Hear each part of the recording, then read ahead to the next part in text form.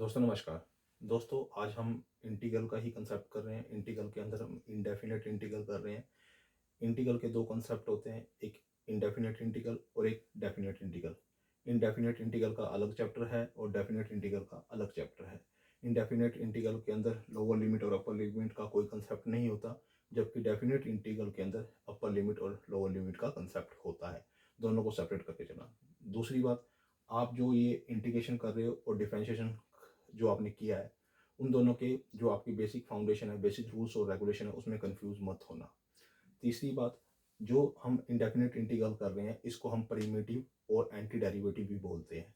किसी के कंट्री के अकॉर्डिंग हो सकता है या किसी स्टेट के अकॉर्डिंग हो सकता है, या किसी भी जो राइटर है मैथ का उसको वो प्रिमिटिव बोल दे या एंटी डेरिवेटिव बोल दे या इंडेफिनेट इंटीग्रल बोल दे, तो एक ही कंसेप्ट है, कंफ्यूज नहीं होना है। आज हम फिफ्थ पार्ट कर रहे हैं। इस फिफ्थ पार्ट पे आने से पहले इंटीग्रेशन के, तो आपको फर्स्ट ऑफ ऑल आपको क्या करना है कि जो मेरा बेसिक पार्ट है, जो पार्ट वन मैंने बताया है, जिसके अंदर स्टैंडर्ड एलिमेंट्री फॉर्मूलेज हैं, रूल्स और रेगुलेशन है या बेसिक फाउंडेशन है, उसको आप पहले अच्छे से लर्न करना, अच्छे से उसकी प्रैक्टिस करना फर्स्ट पार्ट की। फिर वो अगली वीडियो पे अप्लाई करना, क्योंकि तभी आपको अगली वीडियो समझ में आएंगी कि मैं डायरेक्ट उसकी वहाँ पर अप्लीकेशन कर रहा हूँ, वहाँ पर उनको लागू कर रहा हूँ, इम्प्लीमेंट कर रहा हूँ। अब मेरे पास जो इसमें मैंने क्वेश्चन बताने की कोशिश की है, 5 क्वेश्चन बताने की कोशिश की है, बहुत अच्छे क्वेश्चन है, आप इसको समझने की कोशिश कीजिए। Integration x root one plus में एक्स। अब देखो इसका तो कोई डायरेक्ट हमारे पास इंटीग्रेशन नहीं है, तो मेरे को क्या करना पड़ेगा। तो मैंने यहाँ पर एक बेसिक सी चीज़ लगाई, यहाँ पर इसमें एक ऐड कर दिया एक्स में और एक सब्ट्रैक्ट कर दिया, यानी कि वन ऐड कर दिया और वन ही सब्ट्रैक्ट कर दिया। क्यों ऐसा किया? क्योंकि मेरे पास बाहर ऐसा हो जाएगा कि ये और ये दोनों सेम हो जाएंगे, तो मैं इनके आपस में मल्टीप्लिकेशन कर दूंगा, क्योंकि आपस में दोनों मल्टीप्लिकेशन में है, ये दोनों मल्टीप्लिकेशन में। ठीक है, मेरी बात समझो। मैंने इसमें वन ऐड कर दिया और वन ही सब्ट्रैक्ट कर दिया, तो कोई फर्क नहीं पड़ता, वन से वन कट जाएगा, दोबारा यही एक्स का एक्स आ जाएगा। तो मैंने ये कर दिया। अब देखो इसको दोनों को सेपरेट लिखो, ये वन प्लस में एक्स है और ये माइनस वन है। ठीक है, और ये मल्टीप्लीकेशन में इसके साथ। ठीक है, यानी कि ये दोनों के साथ मल्टीप्लाई होगा, एक तो एक बार इसके साथ और एक बार इसके साथ। जब इसके साथ मल्टीप्लाई होगा ना, तो इसकी पावर है वन, यानी कि वन, और इसकी पावर है हाफ, और दोनों को मैं मल्टीप्लाई करूंगा तो उसकी पावर बन जाएगी 3/2, यानी कि वन प्लस में एक्स की पावर बन जाएगी 3/2। जब मैं इसको और इसको दोनों को आपस में मल्टीप्लाई करूंगा तो उसकी पावर बन जाएगी 3/2, जिसको मैंने डी एक्स लिख दिया और इंटीग्रेशन का साइन लगा दिया। फिर माइनस में जो ये वन है ना माइनस का, वो इसके साथ मल्टीप्लाई होगा, तो माइनस का वही रह जाएगा, वन प्लस में एक्स की पावर 1/2 डी एक्स, इसका इंटीग्रेशन। ठीक है, अब नियम क्या कहता है कि अगर आपने किसी का भी इंटीग्रेशन करना है एक्स की पावर एन का, तो क्या होता है, एक्स की पावर एन में एक ऐड कर दिया, यानी कि एन प्लस वन एक डिनोमिनेटर में लिख दिया, प्लस में सी, इस तरह से लिखते हैं। यानी पावर में 3/2 में एक ऐड कर दिया और 3/2 में ऐड करके एक नीचे डिनोमिनेटर में लिख दिया। माइनस में 1/2 में एक ऐड कर दिया और यही का ये 1/2 प्लस में वन नीचे लिख दिया, डिनोमिनेटर में लिख दिया, प्लस में सी। ये मेरे पास स्पेसिफिक आंसर आ गया, आप आके भी सोल्व कर सकते हो। इसको सोल्व करोगे तो ये 5/2 बन जाएगा, इसको सोल्व करोगे 5/2 जो 2 नीचे आएगा वो 2 नीचे का ऊपर चला जाएगा यहाँ पे न्यूमिनेटर, क्योंकि 5/2 आएगा यहाँ पे, जो 2 यहाँ आएगा ना वो ऊपर चला जाएगा। ठीक है, माइनस में इसका क्या बनेगा 3/2, तो 3/2 लगा दिया। नीचे जो 3/2 बचेगा ना, यहाँ 3/2 जो 2 आएगा वो 2 हट के नीचे से ऊपर चला जाएगा, इसलिए मैं डायरेक्ट लिखा हुआ है। ठीक है, आपको समझ आया, प्लस में सी। ये मेरा फर्स्ट क्वेश्चन अटेम्प्ट हो गया। सेकंड क्वेश्चन के अंदर डेरिवेटिव कैसे किया हुआ है वो बताता हूँ मैं आपको।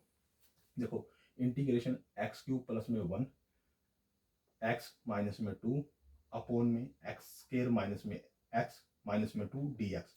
फर्स्ट ऑफ ऑल आपको एक प्रॉपर्टी याद होनी चाहिए, ए क्यूब प्लस में बी क्यूब, वो क्या होती है, ए प्लस में बी, ए स्केयर प्लस में बी स्केयर माइनस में ए बी, ये एक प्रॉपर्टी होती है। इसकी आइडेंटिटियाँ मैंने एल्जेब्रिक आइडेंटिटियाँ बताई हैं 27, मेरी प्लेलिस्ट में जाना, एल्जेब्रिक का कंसेप्ट खोलना, उसमें मैंने 27 आइडेंटिटीज बताई हुई हैं, जो कि 8th क्लास से लेकर 12th क्लास तक मोस्ट इंपॉर्टेंट आइडेंटिटीज हैं। वो 3 पार्ट आप जरूर देखना, उन 3 पार्ट वो आपके 12th क्लास तक कभी ना कभी किसी ना किसी चैप्टर में वो यूज होती रहती हैं।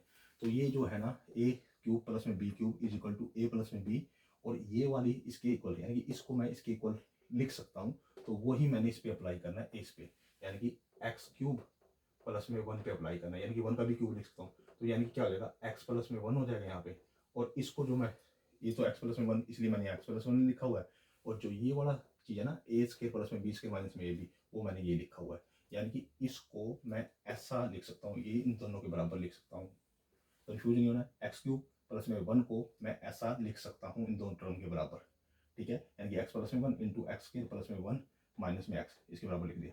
और ये एक्स माइनस 2 ऐसे कैसे, नीचे इसके प्राइम फैक्टराइजेशन बना दिए। इसके प्राइम फैक्टर बनाइजेशन करने के बाद मेरे पास दो फैक्टर आ गए, एक तो आ गया एक्स माइनस में 2 और एक आ गया एक्स प्लस में 1।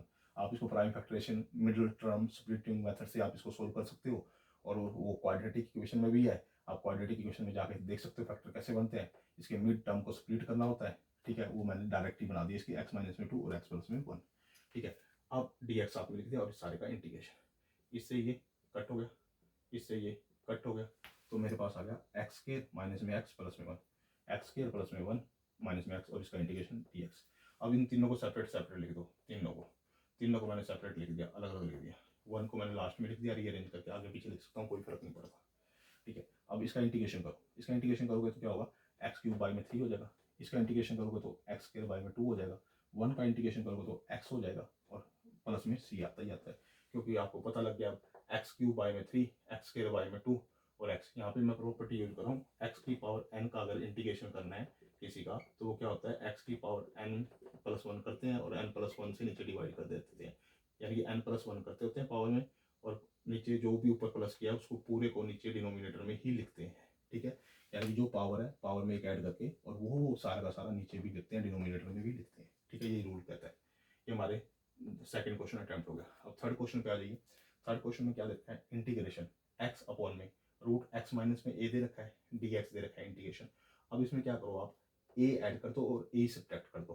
कर सकता हूँ, कोई भी चीज़ किसी ने ऐड और सब्ट्रैक्ट करे तो उसके इक्वेशन पे कोई फर्क नहीं पड़ता, उसके बिहेवियर पे कोई फर्क नहीं पड़ता, उसकी टर्म पे कोई फर्क नहीं पड़ता। तो इसमें मैंने ए माइनस कर दिया और इस ए ऐड कर दिया, ए माइनस कर दिया, ए ऐड कर दिया और इंटीग्रेशन डी एक्स वैसे का लिख दिया। अब एक सिंगल एक टर्म ये बना ली मैंने और एक ए वाली बना ली, यानी कि एक्स बाय में एक्स माइनस में ए बाय में ये अलग लिख दिया। ठीक है, और ए बाय में ये अलग लिख दिया और बीच में जो प्लस का था मैंने बीच में प्लस का साइन लगा दिया। ठीक है, कर सकता हूँ, ऐसे कोई दिक्कत नहीं। अब देखो, ये है एक पावर और ये है आधी पावर। आधी पावर से एक पावर को कट करोगे तो यहाँ ऊपर बच जाएगा एक्स माइनस में ए रूट। ठीक है, ये मैंने यानी कि 1 बाय में 2 इसकी पावर वो मैंने यहाँ लिख दी। इंटीग्रेशन एक्स माइनस में ए इसकी power half D x plus में ये ए है और ये पावर ऊपर जाके माइनस हो जाएगी, ये यहाँ आके माइनस हो जाएगी, ऐसे करके ऐसे मैंने नेक्स्ट स्टेप में लिख दिया, ये लिख दिया और ए को मैंने बाहर रखा डी एक्स।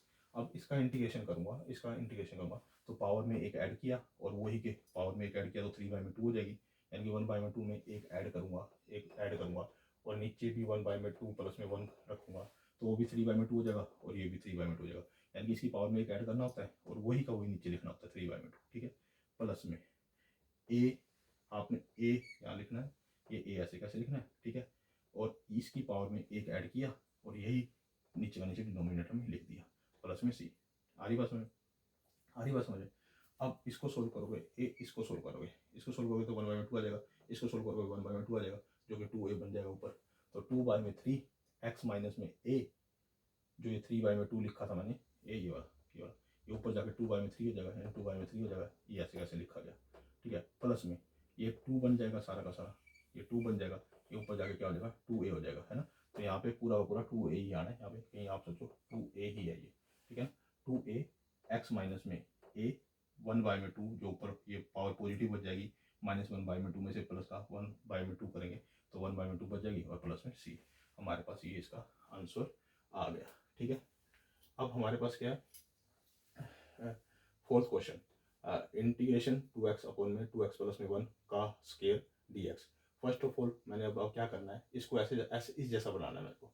तो मैं क्या करूँगा, इसमें एक ऐड कर दूंगा और एक सब्ट्रैक्ट कर दूंगा, कोई फर्क नहीं पड़ता। मैंने एक ऐड कर दिया और एक सब्ट्रैक्ट कर दिया, कोई फर्क नहीं पड़ता। ठीक है, फिर मैंने एक टर्म इसको कंसिडर कर ली और एक टर्म मैंने इसको कंसिडर कर ली। तो इसके डिवाइड में ये अलग लिख दिया मैंने, यानी कि इतने के डिवाइड में ये नीचे वाला डिनोमिनेटर ऐसे कैसे लिख दिया, माइनस में ये बीच में जो माइनस है माइनस में 1 बाय में ये डिनोमिनेटर में अलग लिख लिया। ठीक है, अब इसकी 2 पावर है, इसकी 1 पावर है, तो इससे ये कट जाएगा यहाँ से। ठीक है, तो ये 1 बाय में 2x प्लस में 1 रह जाएगा, जो कि मैंने ये लिख दिया 1 बाय में 2x प्लस में 1 और इसका इंटीग्रेशन dx, और इसको मैंने ऐसे कैसे यहाँ लिख दिया। ठीक है, और इसको हालांकि यहाँ पे लिख सकते हो आप 2x प्लस में 1 की पावर -2 ऊपर ले जाके इसको -2 लिख सकते हो अभी यहीं पे ही। ठीक है, ताकि अगले स्टेप में अब इसका इंटीग्रेशन करोगे तो log ऑफ x होता है, यानी कि जो नीचे वाला टर्म है उसको मोड में लिखते हैं, log of mode 2x plus में 1 और जो इसके साथ कोफिशिएंट होते हैं वो डिवाइड में लिखते हैं, 2 डिवाइड में लिख दिया, हो गया इसका इंटीग्रेशन। इसका इंटीग्रेशन कैसे करेंगे, ऊपर जाके -2 हुआ था, -2 में एक ऐड करेंगे और -2 में जो ऐड किया ऊपर वाले में वही नीचे लिखेंगे, और ये जो कोफिशिएंट है एक्स का इसको डिवाइड में लिखेंगे। समझ में आ गई बात, आगे इतनी बात समझ, प्लस में सी, ठीक है। अब log mod of 2x plus by में 2 ऐसे कैसे लिखा, ये वाला जो -1 बचेगा यहाँ पे वो इसको प्लस कर देगा, प्लस कर दिया, ये 2 नीचे है ही है, और ये जो पावर है ना, पावर जो -1 बचेगी वो नीचे आके सिंपल रह जाएगी पावर 1, क्योंकि इनमें से -2 में से प्लस का 1 करेंगे तो -1 बचेगा, और ये पावर को हम नीचे लेके आएंगे तो ये क्या हो जाएगी, प्लस हो जाएगी, ठीक है। प्लस में क्या हो गया हमारा सी हो गया। ये हमारा 4th क्वेश्चन अटैम्प्ट हो गया अच्छे से। अब इसके बाद 5th क्वेश्चन पे आ जाओ। 5th क्वेश्चन क्या कहता है, इंटीग्रेशन x प्लस में 2 डिवाइड बाई में x प्लस में 1 का whole square. First of all आप क्या कर सकते हो, ये 2 है ना, 2 इसको 1 प्लस 1 लिख सकते हैं, क्या फर्क पड़ता है, क्योंकि मेरे को नीचे वाला जैसा बन जाए और मैं कुछ ना कुछ कट कर दूँ उनको आपस में। तो 2 को मैंने क्या लिखा, 1 प्लस में 1, एक्स को ऐसे कैसे लिखा, इंटीग्रेशन डिनोमिनेटर को ऐसे कैसे लिखा। अब इतनी टर्म एक है, ये इतनी टर्म एक है और ये टर्म एक है, तो x प्लस में 1 बटे में ये यानी कि डिवाइड में ये यानी कि अपॉन में ये, यानी कि x प्लस में 1 अपॉन में दिस यानी कि x प्लस में 1 का स्केयर प्लस में ये 1 और इसके डिनोमिनेटर में यही, ऐसे कैसे x प्लस में 1 का स्केयर, ठीक है। अब इसकी ये सिंगल पावर है तो इससे ये इससे कट हो जाएगा, तो 1 बाय में x प्लस में 1 ये रह गया और प्लस में 1 बाय में x प्लस 1 का स्केयर, और इसको आप यहीं पे भी ऐसा लिख सकते हो कि ऊपर जाके x प्लस में 1 का पावर -2 और dx लिख सकते हो यहाँ पे, क्योंकि मैं आप अगले स्टेप में इसका इंटीग्रेशन करूँगा आपको समझ में आ जाएगा। इसका इंटीग्रेशन करोगे, इसका इंटीग्रेशन करोगे, log of mode of x plus में 1 प्लस में इसका इंटीग्रेशन करोगे, यानी कि पावर में एक ऐड होता है, यानी कि इसमें एक ऐड कर दिया और यही का यही डिनोमिनेटर में लिखा जाता है, और प्लस में c।